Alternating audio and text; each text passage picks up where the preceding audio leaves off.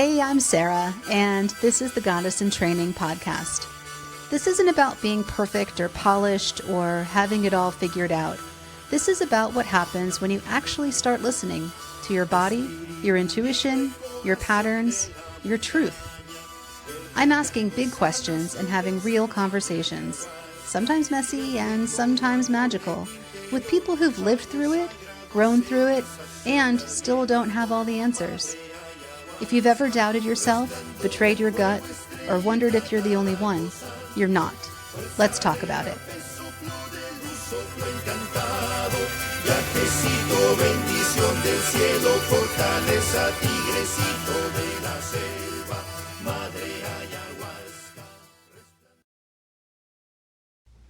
Hi everyone, welcome back to Goddess in Training. I'm your host, Sarah, and today's episode is all about the body, how it holds, how it heals, and how it whispers to us through intuition.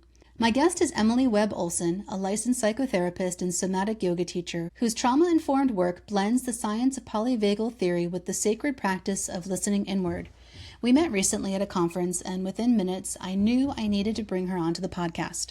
Her approach is both grounded and deeply intuitive, weaving together the nervous system, the chakras, ancestral healing, and the power of breath to support people in coming home to themselves. In this conversation, we talk about how trauma creates disconnection from the body and how yoga can help us return, the difference between pushing and surrendering and personal growth, what it means to feel your intuition in your cells, and how emotions, even the messy ones, can become portals to self-trust. We also explore generational patterns, womb wisdom, and how parenting with nervous system awareness can be a healing journey all on its own. This is a rich and compassionate conversation for anyone who's ever felt out of sync with their body or unsure of what it's trying to say. Emily's insights will inspire you to slow down, breathe deep, and start listening. Let's dive in. So Emily, thank you so much for joining us today on this episode of Goddess in Training podcast. Emily and I met a few weeks ago at a conference and started talking about her practice of somatic yoga, and I just was really excited to share her expertise and her background with you. So thank you so much for being here. Thank you for having me. I really appreciate it. So tell us a little bit about your background, how you got into being both a psychotherapist and a somatic yoga practitioner, and then also let the listeners know, what is somatic yoga? Sure. So actually the road to me becoming a psychotherapist was a long road. I took a lot of wrong turns, or I don't know if I would call them wrong turns, but just I was on some different career paths and found out that one of the things that I loved about all of them was really working in smaller groups or one-on-one with people. I found that really, lit me up. I found like that was where my passion was. I went to school to be a teacher, and the big classroom was too much for me. So shout out to all teachers. You have a very difficult job. I admire and appreciate you very much. Yes. And I just, I was doing my student teaching, and I was like, I can't do this. Like, it just didn't feel right for me. And so then several years later, I wanted to be a college admissions counselor. So I wanted to help people into college, but fell in love with adventure therapy. Adventure therapy. Yeah. Okay. So it's using like the outside world and using that as kind of an experience, and then taking that experience and integrating it into your healing, right? Okay. And so I worked with a school for adolescent females, and that is where I learned all of the amazing therapy that I learned. So brain spotting, EMDR, a lot of different things, like things that I didn't even dream of in my program, of all these like cool tools that you could use with people. Mm-hmm. And that's where I learned about, feeling things in the body, so your somatic experiences. And then again, lots of different turns on my therapy wheel. And then when I started doing my own yoga practice, and as I was doing yoga one time, especially in 2020, that was like, I know it was a big year for everyone.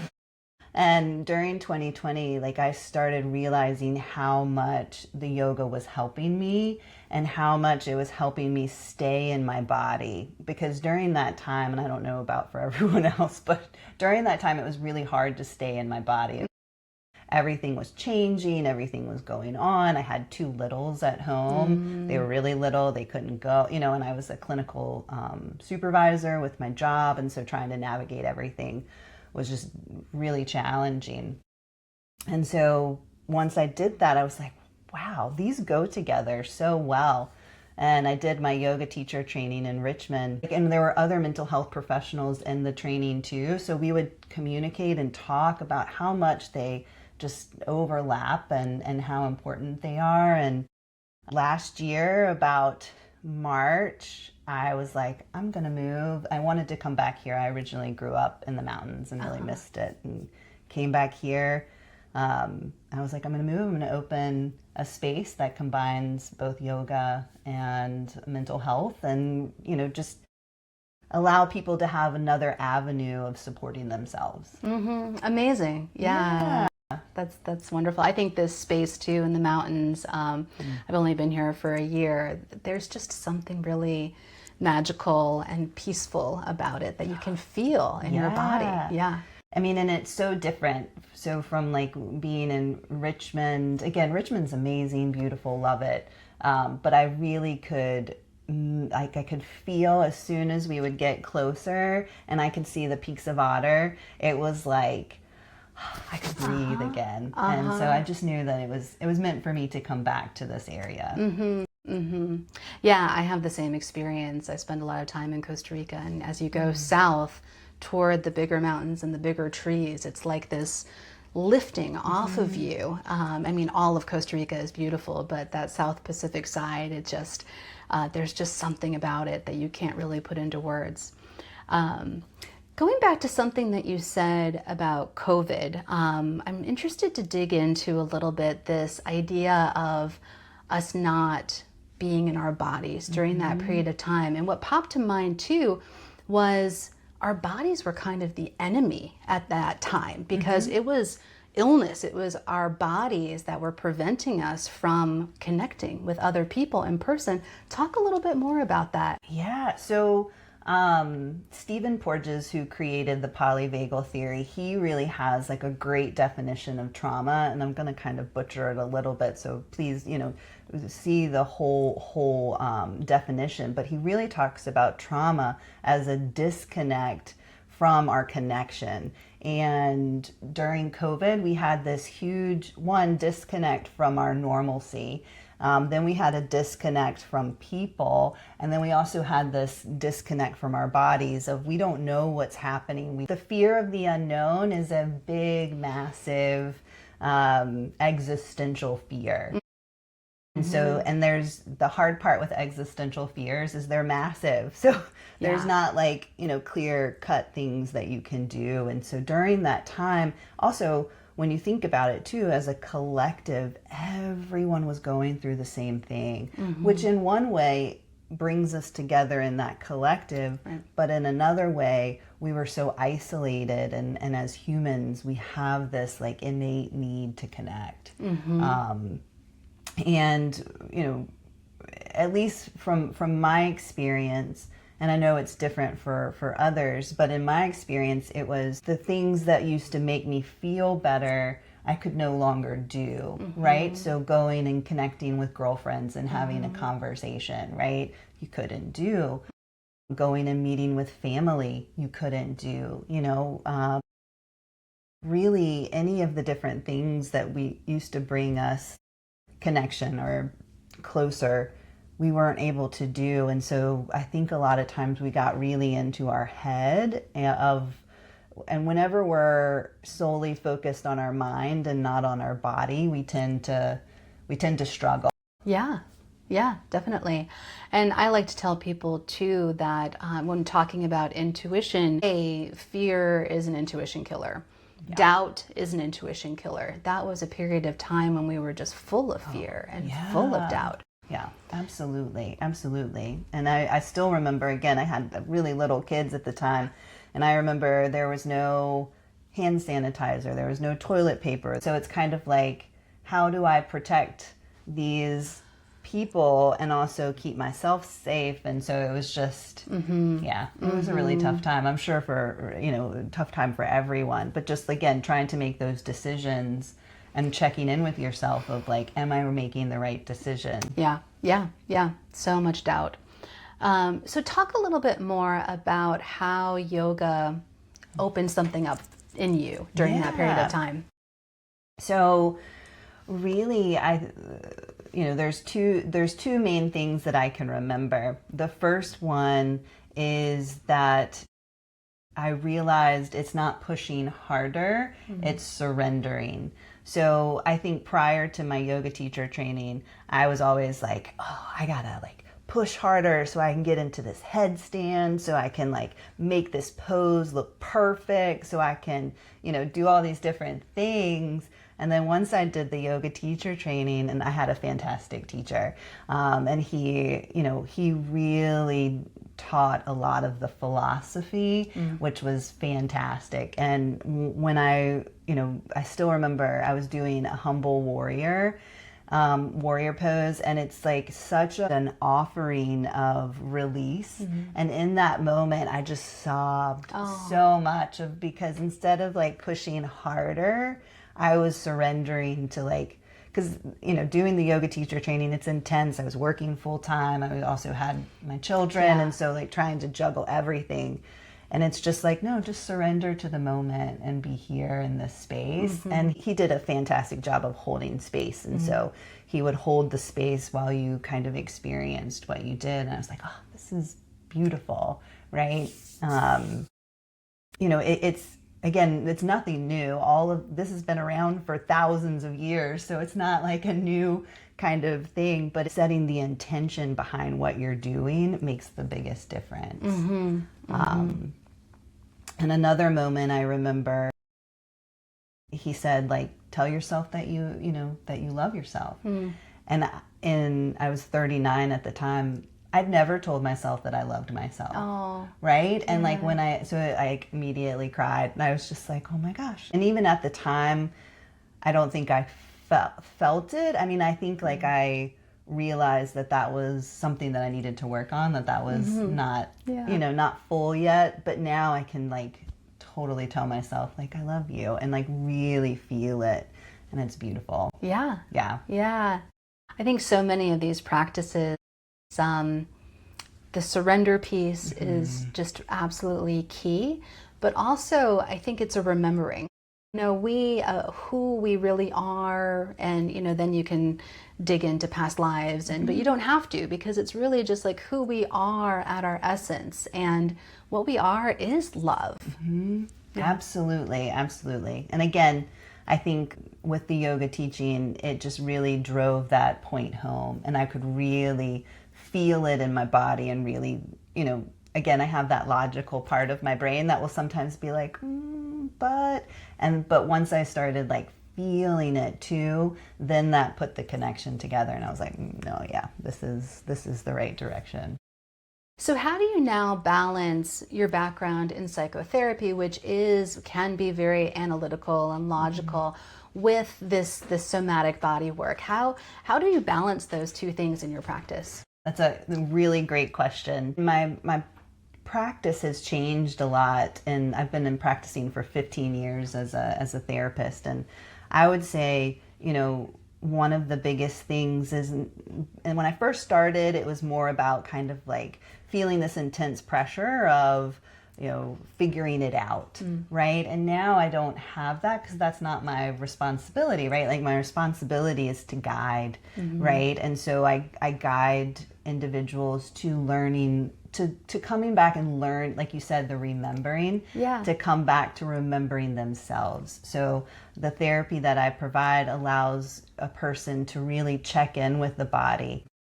But I think it's helpful having the science backed behind it, because it's important to know, like, okay, why can some people make good choices in relationships, and why can't I make good choices in relationships, right? Like, why is it that I keep finding myself in these same patterns, or why, why do I people please? Why do, and so it is helpful to have some psychoeducation and understanding that your nervous system, I think a lot of times we beat ourselves up of like, oh, why did I respond that way? But your nervous system, is not controllable. Our first initial reaction is not. It's subconscious. It's just ingrained in our brain, and we can come back and then we can do things to kind of help it, and then retrain our brain and change the neural pathway, which is really cool that we can do that. Mm-hmm. And so I have all that I love for science.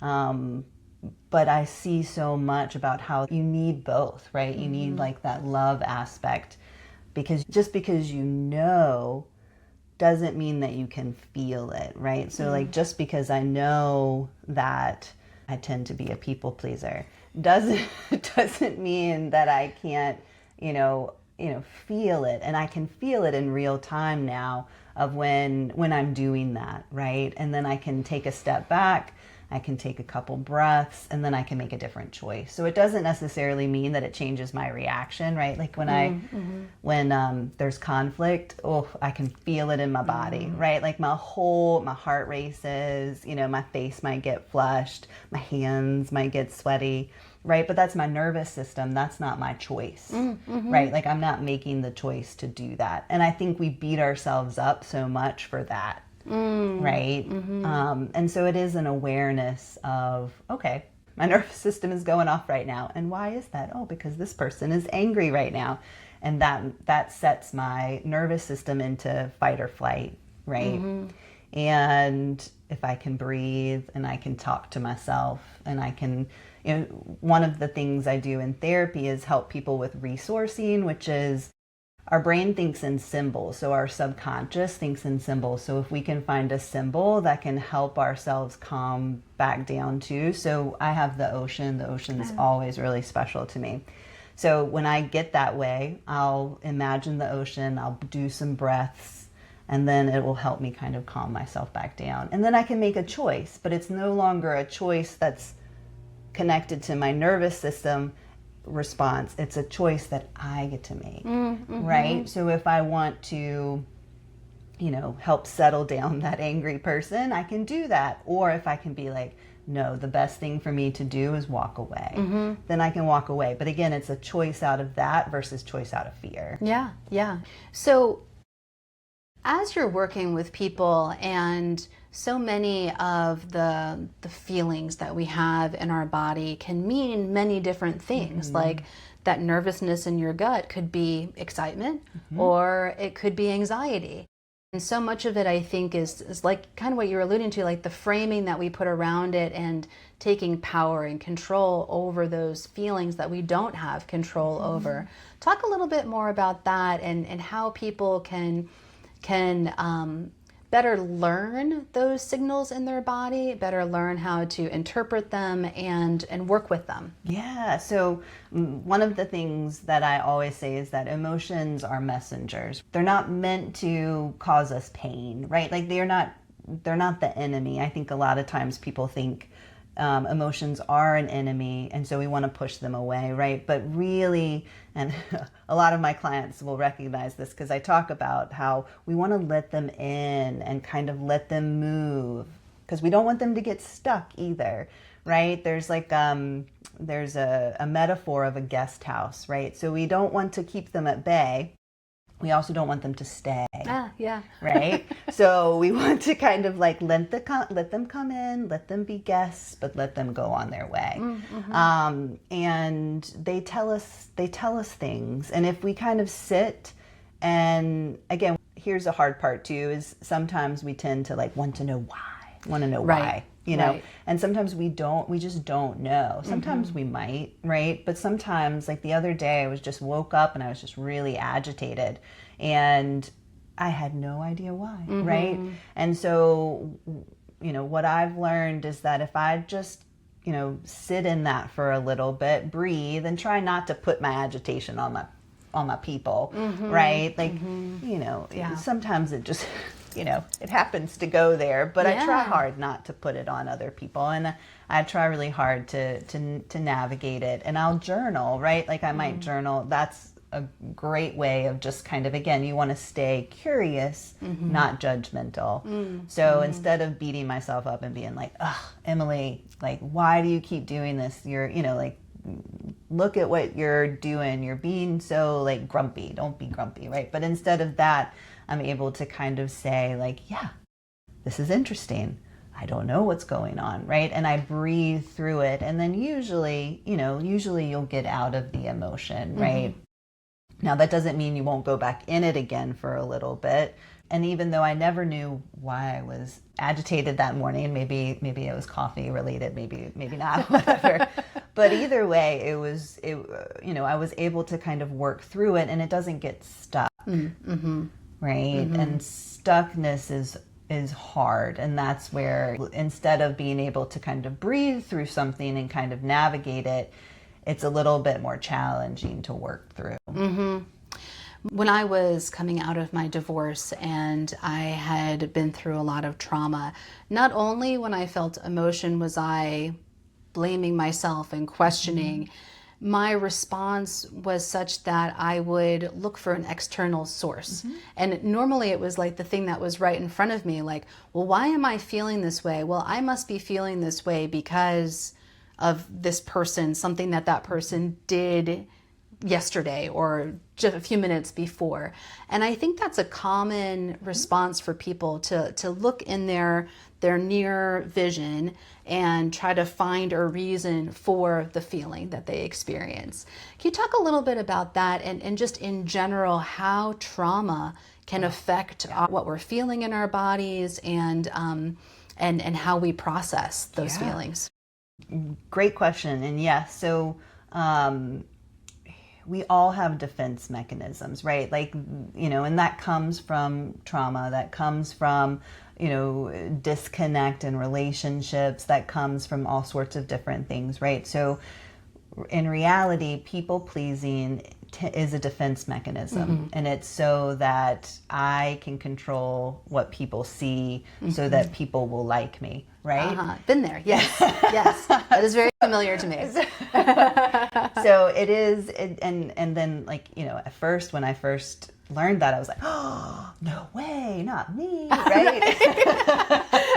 Because you want people to perceive, and you want to perceive yourself as a good person. Yeah. Right, yeah. right. And again, that's where that curiosity versus judgment is so helpful, because then you can kind of see when you're like, remember I was talking about that conflict with that person, then it's no longer about my defense mechanism of like, I need you to like me, right? So then it becomes more of, I get to make a choice based off what is in my best interest. Yeah. Right? Yeah. And it's hard. So defense mechanisms are really difficult to notice on your own, right? Yeah. Which is why it's really helpful to have just an outside guide, someone that you trust, someone that like has your best interest. Now, you don't want someone who's going to that's going to be rude or mean about it, right? It needs to be in a compassionate, my mentor and I have this term called compassionately firm, right? Which is very much like, I love you and I need you to notice that you're stuck in this pattern, right? And here is how it's helping you, but here is how it's hurting you. Because typically we stay in patterns, even though they're terrible and we don't like them, we're getting something from them. And again, it's very difficult to consciously know, because usually it's our subconscious. Right. And with trauma, trauma changes, and we all experience trauma, like big T's, little t's, all sorts of different t's, right? Because again, Stephen Porges talks about like trauma is basically the disconnect of the connection. And so when you think about that we can be disconnected from higher power, we can be disconnected from our bodies, we can be disconnected from, partners, children, countries, we can be disconnected from our home. I love that definition because I think it gives such a wide range, because I think trauma is a hot button topic at the moment, and it's very difficult to explain, and I'll have lots of people that will come in and be like, well, I don't have any trauma. I'm like, well, everybody has, you know, there's really, we can't escape childhood without having some type of trauma. Now, it doesn't mean that we have like the adverse childhood experiences, which are ACEs, and they're like, you know, the textbook definition of like what childhood trauma is. But again, like I'm going like this because it's very limited, when it can be much more different, right? And everybody can benefit from the tools that are utilized, whether you have big T trauma or little t trauma. Yes. Yeah, they're all the same, and we can all benefit. Trauma really does rewire your brain. When we're first born, right, like we're taught that our connection is safe, right? But for people who experience trauma, especially if your caregiver was neglectful or inconsistent, then your perception is not to look for love and connection. Your perception is to look for danger. So like what you see is different. It's almost like you have like a different colored lens, and instead of seeing things as like, oh, look at all these amazing people to connect with, it's like, oh, look at all these people who are going to hurt me. Yeah. And that's, again, rewiring the brain. And it is possible. It doesn't mean that it's going to be perfect, right? Like it doesn't mean that, because there is no perfect, but it doesn't mean that your initial reaction isn't going to be the one that you've already had, but you can be able to challenge it, kind of like we were talking about a little bit before, about taking a moment and then making the choice instead of out of fear, out of love for yourself and love for the other person. Yeah, my brain went to a place thinking about big T trauma. My family did foster care when I was growing up, and so we had babies in and out of the house throughout my childhood who were bounced around to different foster homes, who had traumatic things happen when they were infants, things that they couldn't remember, babies who were born drug affected, and that was definitely their experience of the world, that even if they were less than 6 months old when these things happened, and even if you start providing that stability later on in their infanthood, that is still imprinted on them. Yeah, absolutely. And so we don't have to remember the trauma either. Right. And so even if somebody is like, well, I don't have trauma, they just may not remember those moments where they became disconnected. Yeah. So the therapy that I provide actually allows you to go into the remembering because it's stored in your body. Yeah. Right. So even if you don't quite remember, and this is common, like a lot of times I'll get people who will be like, I know that my childhood wasn't great, but I don't remember. Right. And that's by design. Like our brains do that by design. So my background is working with adoption and foster care. So I have like attachment and trauma are my specialty. Okay. And so when I work with individuals, what we'll do is we'll go back in utero and do some remembering there. And for my adoptees, that tends to be one of the most beautiful experiences because, again, a lot of times with adoption, you don't know your adoption story, right? So, I mean, you know, but especially with international adoptions, you just really don't know. So you can kind of go back through, and I've worked with an individual one time whose birth mother was going through war, right? And so the individual inside could feel what was happening to the mother at that time. And so it was just, and so working through that aspect was not only a connection that they suddenly felt with their birth mother, which was beautiful, but also they felt this, understanding, right, of, what was happening in that moment, and also helped heal that generational trauma, right? Because especially, war, that tends to have like a really intense impact generationally. Yeah, and what is it that the eggs that become us were actually inside of our grandmothers. And so when you talk about generational impacts, like literally our cells were there at a time when they probably, if our grandparents are still alive, they probably don't even remember. And so all of those things can, it makes logical sense that it can live inside the body. Yeah. So are there places in the body that that hold these traumas more than other places? Or do you see unusual places where people can be holding these things?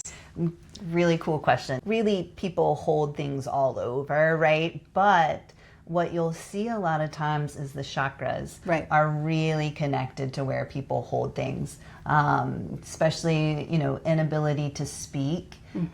People will hold things very much in their throats. And so that is another reason why I really love yoga too, of being able to use yoga, work with the different chakras, and help people release what they need to release from the throat.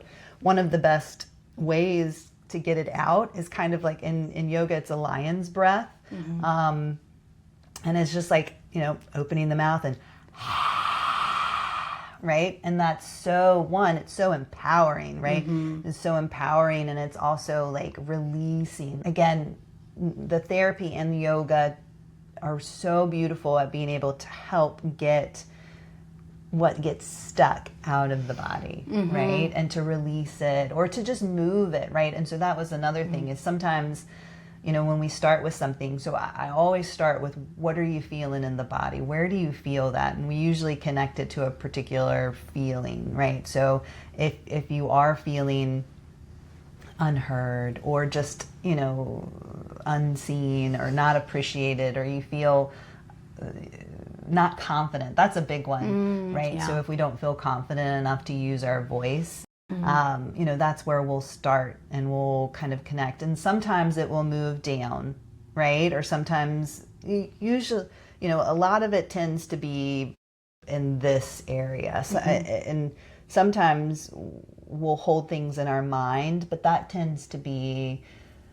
our cognitive, logical kind of thing, or block or defense mechanism or whatever you want to call it. It's just kind of, sometimes it's easier to think versus feel.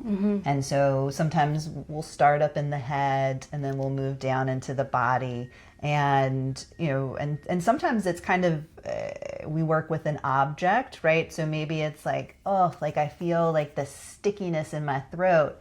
And the therapy that I do, it's called CRM, Comprehensive Resource Model, and it allows you to go into your subconscious. So then so maybe in the throat, it feels sticky and it feels like, just grossness. And so we'll kind of connect with what that feels like. And then sometimes we can just break through it through breath and movement and get rid of that. And that ends up being able to help someone go even deeper. Because again, we all have defense mechanisms. Some of them are conscious, a lot of them are unconscious. And so there's just different navigational tools to be able to get through. So is there a really strange place that you've seen somebody hold trauma in their bodies? Knees. Okay. Right? So, jaw tends to be one for anger, right? But people hold them in their knees. What are some other interesting ones? One person had one in their big toe. Oh, okay. Right? And so, and actually what's cool about that one is it ended up being trauma not from their lifetime, but from a generational trauma. And one of their ancestors died from an abscessed toe. Oh my gosh. Right? Wow. And then so once they were able to kind of make that connection, and then the toe felt better, and then they didn't. I know, right? So sometimes it can be kind of like just really interesting, but there's usually some sort of connection, right? And sometimes people want to go there and sometimes people don't. I think it just depends on the individual and what they're interested in. Yeah, what their path is. I think all healing is self-healing. What we're helping is unlock something in somebody else and allow them to heal themselves. And so sometimes they're ready and sometimes they're not. And for whatever reason, the toe needed to be unlocked.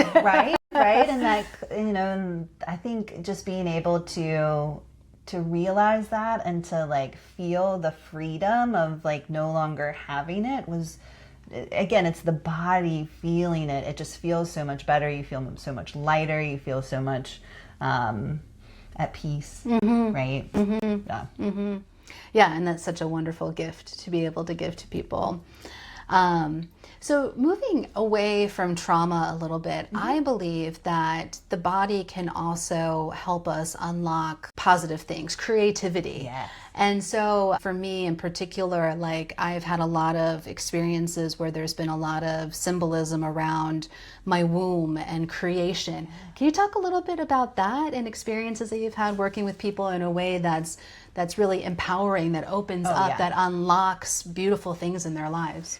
So again, what's really cool about CRM is that, I mean, yes, we talk about the trauma part, but there's so many gifts and resources, so we call them all resources, I like that you get from ancestors. And there's this beautiful grid process of connecting with your ancestors and asking them for the resource that they want to give for maybe the problem that you're having. So for example, I did one that was just a traditional generational grid. There wasn't any target distress or anything like that. It was just a lovely resource grid, because you can do that too. And I connected with a young child. I connected with a hill woman, or a woman from Appalachia, which is like my community. I connected with a willow tree. I connected with a gentleman from Scotland. So like all of these different ancestors, and what they gave me was something different in each one, but you connect them together within your body and it integrates that system into you. So, I mean, I think I did that maybe 7 years ago, but I can still feel that, because it's what it does is it groups it together and gives you the resource, and then where you feel it in your body, right? And so I connected it in my heart, which is why I'm constantly, I feel like sometimes touching it, but I feel such a connection. And the hill woman was, her resource was resiliency. And whenever I feel like, oh, I just can't do this anymore, this is so hard, why am I doing this? Then she comes to me and I connect with that gift of her resiliency, because again, I don't know technically who that woman was, but I know that my family, I have on both sides of my family, we have strong roots in the Appalachian region. And so I know that she is somewhere in there. And it doesn't, for me, it wasn't as important although I did try to do some research, but, because my logical brain just can't not do that. But like this woman was just so fantastic. And she just comes to me, and she's, I call her mama, right? And she just, takes care of me sometimes when I need it. It just reminds me that the power of stories, and that whether the story is true or not, it really doesn't matter. And that's something that I've been leaning into with my Goddess in Training. The podcast and my writing is calling upon these mythical goddesses, because these stories, they can really help us connect and feel, and then you start feeling it in your body, and that's where it's imprinted. Yes. And so talk a little bit about how, when something is pulled into your body, sometimes I feel things like literally in my cells, and that's the time that I've really had major transformations, is when I can feel it kind of like infused in all of my cells. You can talk a little bit about the science around that, or and also your own personal experience with that. So when we're recreating the neural pathway, right, we are changing the whole system, right? So it is changing the brain, but you are changing the DNA, because you're changing that response, and you're healing in such a cellular level, so that you are changing the generational DNA, right? So that it can be able to be passed down to your generation in different forms. When I work with people, is we also, after we have these big, massive changes, we do need repetition, right? So I always give homework, right? And where we look affects how we feel. And so when we have distress eye spots, and then we have like really good resource eye spots that feel really good. And so one of the tools that we do is, once we have this big moment, we find our new truth and we find the eye position that's connected to that, and then we'll practice. And so then, and again, this is where it's led by the individual of how much they want to practice. But I give them the things that they, I'm saying, like, let's look at this eye position. I think you should practice that one. Sometimes it'll be a geometric shape, right? Because again, remember, our brain is so symbolic, and it's kind of like the same way with our dreams, right? Like, there's so many symbols, so many geometric shapes, and the world is geometric shapes, right? So our connection. And so sometimes our new truth is a geometric shape, but it really does alter us. And then the cool part is, like, you'll notice that it'll alter your environment too. I like to think of it as like you're tossing a pebble, and then the ripples just get bigger and bigger. And so it's really neat to see how, as you grow, you're actually having your whole environment grow. Yeah. Talk a little bit about how people that you've worked with, how their relationships have benefited from the work that they've done. Yeah. So again, their relationship with their self is the main priority. It's learning to trust yourself. It's learning to trust, in your choices and your decisions. And it's learning to make choices not based off of what other people need you to make, but what you need to make for yourself.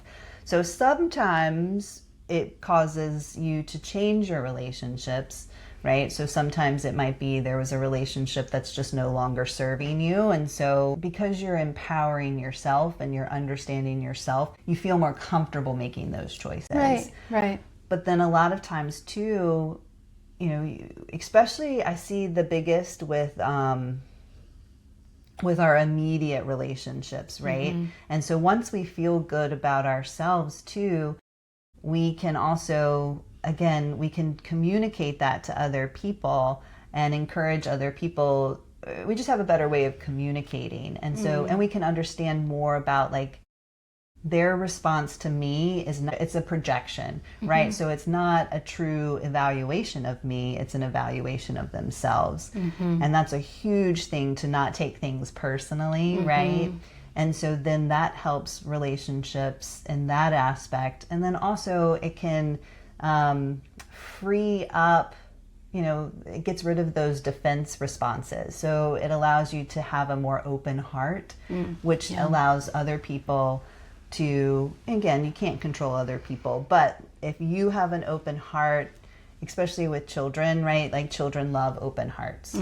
And so they're going to want to connect more, right? And so it's just a way of opening yourself up, but you'll also have that awareness of, if this individual or person is no longer serving me, it won't feel like, oh, right? Exactly. So what are some day-to-day practices that you do and that you do with your children too? What are some things that people can do to help strengthen their relationships with their kids and help their kids connect with their bodies and move through emotion? Because there's so much emotion when you're a child. Oh, yeah. Oh my goodness, yes, very much. I've got a 6 and an 8-year-old, so we're in big emotions. 16 is another big emotional time. I'm totally aware of that, for sure. I'm just like, oh, okay. So one of the biggest things is to let them, right? Let them feel how they feel. You don't have to fix it. And what I'm constantly talking to my kids is just like, you do have to redirect, right? Like, we can't punch, we can't hit, so you do have to have some redirection. But you're allowed to be angry, right? You're allowed to be angry right now. And breathing. Breathing is one of the simplest things, but it's the most effective, especially for kids. Now, sometimes my kids will be like, I don't want to breathe. And I'm like, I get it, buddy, And then sometimes, because again, it's kind of like, it's the same thing for us, right? When we're dysregulated, we're not making our best choices either. And so when kids are dysregulated, they're not in their thinking brain, they're in their like fight flight, right? They're you know, they're not conscious of making good choices.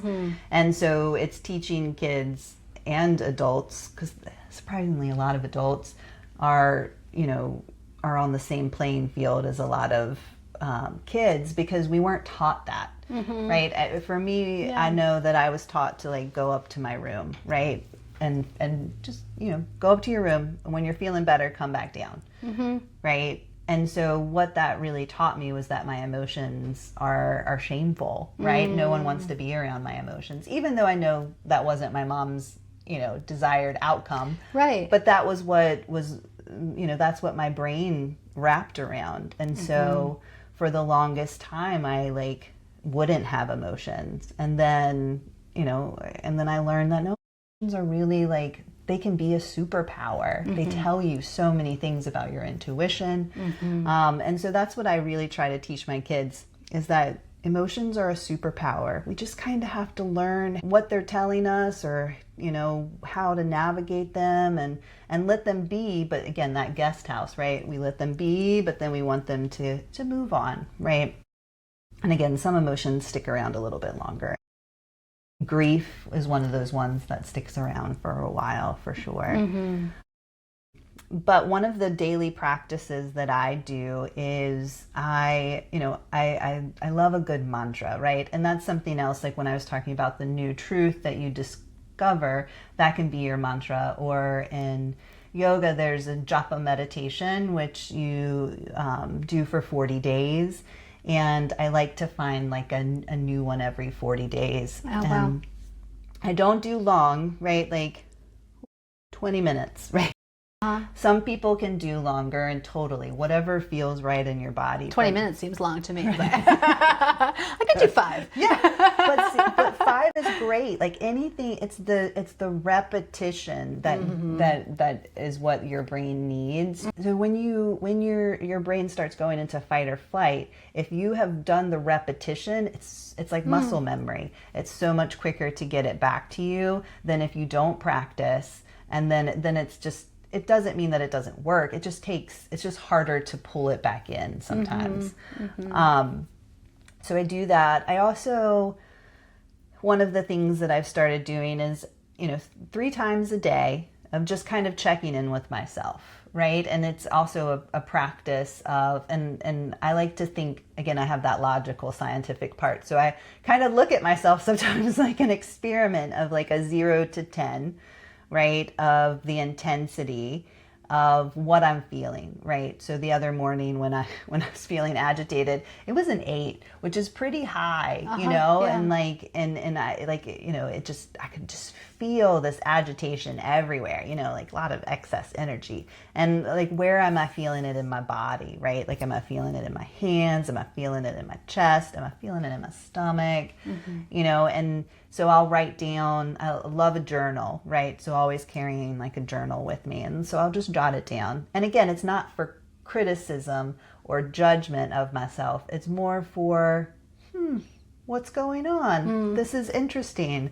Like, I'm feeling agitated at an 8, right? And then I'll also do that with good feelings, you know? So remembering not just focusing on the negative, because where we focus Exactly tends to be where we go. So, and it grows. Yeah. It does. Where we put our energy grows. Yeah. And so I try to do positive ones too.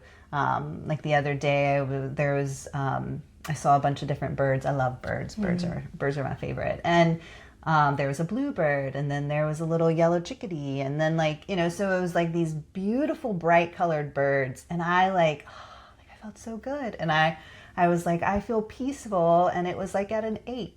And so, you know, just again being able to navigate and notice, you know, and where do I feel that? Well, I feel it in my heart, and it's this warm, just you know, and I see colors too, so it's like a warm yellowy, just like honey is kind of what it makes me think of, right? And so I'll just jot down that. And, you know, sometimes I'll, you know, come back to them and I'll remember different pieces, and sometimes I can see a bigger picture, or sometimes I can see a bigger message in the small little details, right? But it's hard for my brain to keep track of everything. Yeah. And so by writing it down lets me see. And sometimes when you're in the sadness or in the anger or in the more negative, emotions, and they're not really negative, just people tend to not like them as much. And so when we're in those, it's good to also remember we have positive ones too. And so sometimes when we're here, it can get so dark and so clouded that it's harder for us to see some of the positive emotions. So what are some other practical things that people can do to regulate themselves, to work more with their bodies and to work more with their emotions and to live a better, happier, more peaceful life? So I really encourage people to find like a team, right? Because it's not just a one-stop shop, right? Like you really want to try and find, different things that make your body feel good. And it could be, finding a great yoga studio. It could be finding, a therapist. Like I have my own team. I have my own therapist. I have a woman who, she's just a mentor and a fantastic person. And so I just enjoy connecting with her. I have my yoga community. I have my study groups. I have like a lot of different people that I can, get information from. And the other thing is discernment. You are the expert of you. I cannot stress, you are the expert of you, right? And, no one else is that expert. And I think a lot of times we tend to, especially I know with therapy, it seems like this, this all-powerful person, right? But in reality, like, I don't know what you're feeling inside. I can help guide you and help you ask some questions, but I can never tell you what you're feeling. I can never tell you about your experience. I can give you some psychoeducation, right? But again, you are the expert of you. And I think sometimes we tend to just forget that and try and, and there's no one quick fix. No. Right? I wish. Everyone wishes. Right? Yes.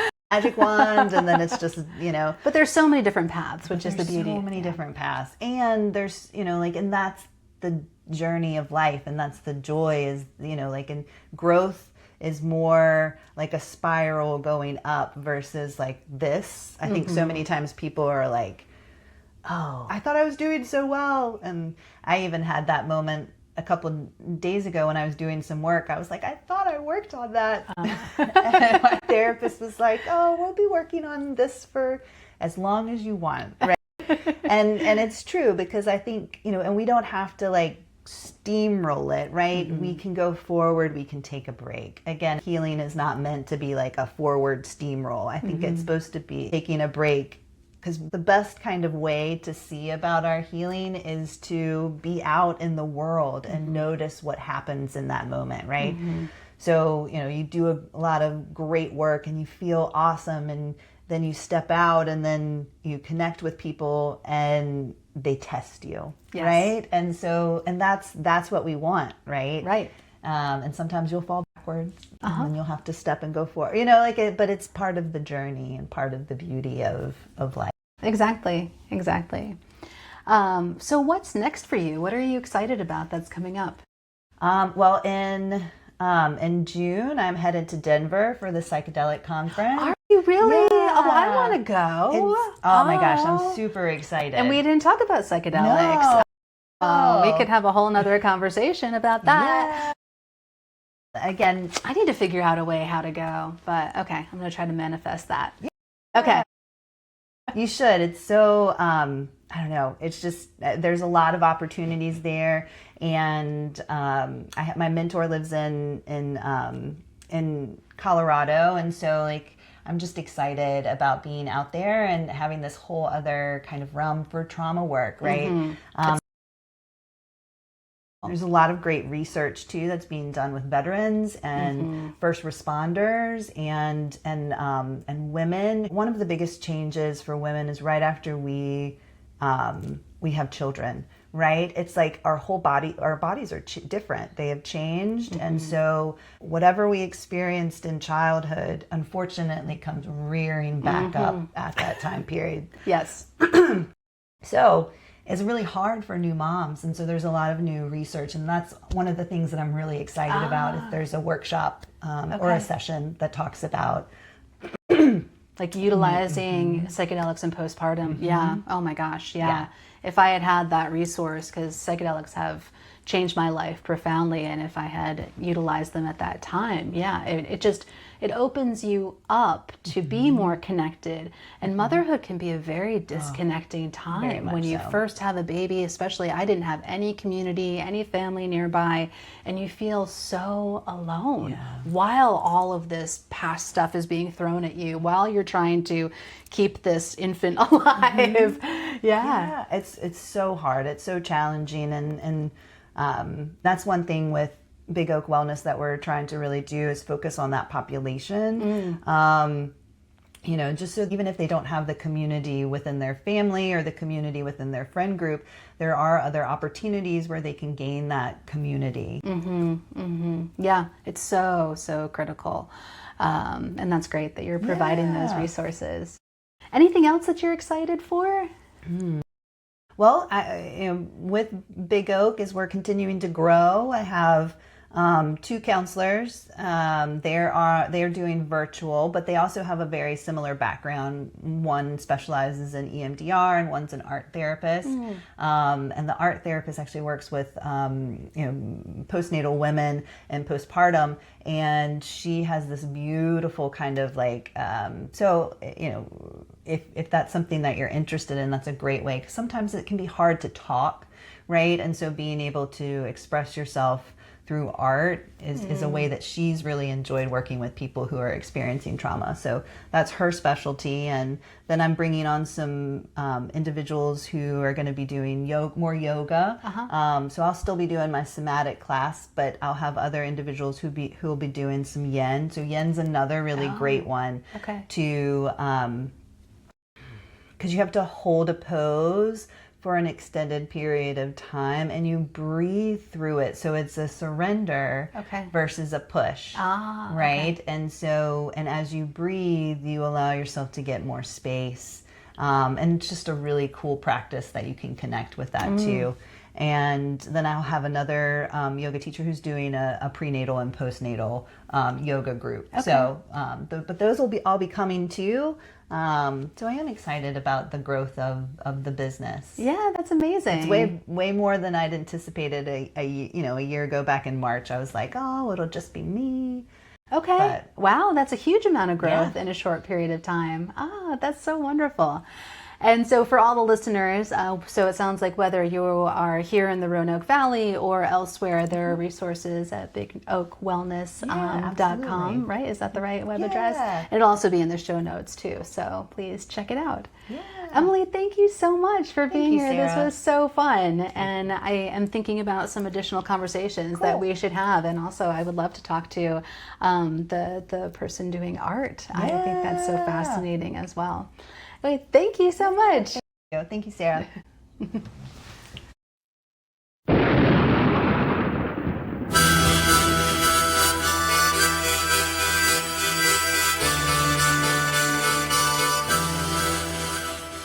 Thank you for tuning in to Goddess in Training.